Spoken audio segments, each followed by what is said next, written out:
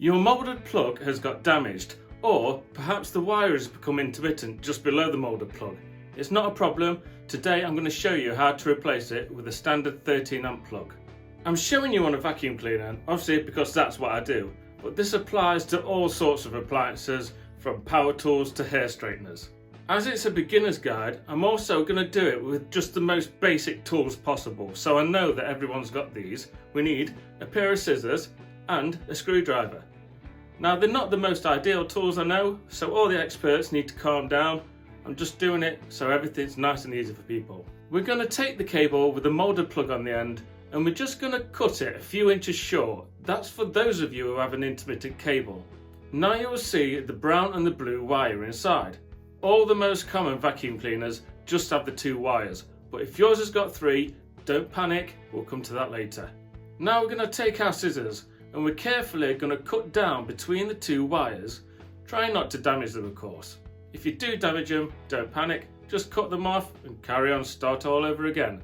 Once you've got a little slit on the insulation on both sides, you can then pull each side and peel it back to around 4 centimeters. Then we're going to just trim off the black insulation and it's time to sort out our new plug.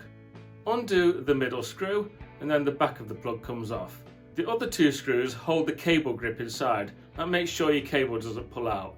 We need to undo this all the way on one screw and then just right to the end of the other screw, just so we can move the cable grip to one side.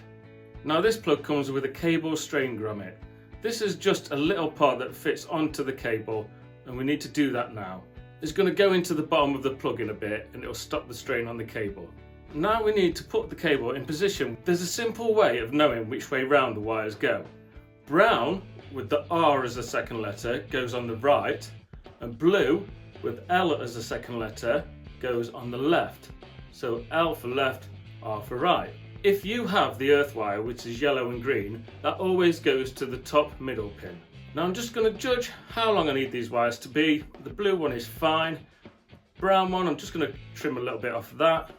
And then, using our scissors, we're just carefully rotating the wire and nipping it with our scissors around 1 centimeter down, and then we can pull off that end of the insulation. We're going to give the copper wire a little twist, fold it over on itself, and then twist again. Now, making sure that your screws are fully undone on your pins, we can insert the blue and then tighten up that screw, and then we're going to do the same on the other pin. We're going to insert the brown and do up that screw. Then we need the cable strain grommet to be put into place, and we can pull over the cable grip and then make sure that's over the top of the black insulation so it's got the maximum grip.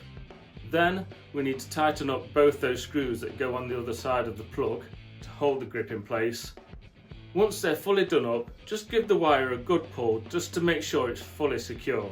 It really is important that that is secure with the cable grip over the top of the black insulation. Once that's all done, making sure there's no trapped wires, we're going to put the back of the plug on again and secure it with the middle screw. And there you have it, job done. You've replaced the faulty moulded plug and now you can carry on vacuuming again.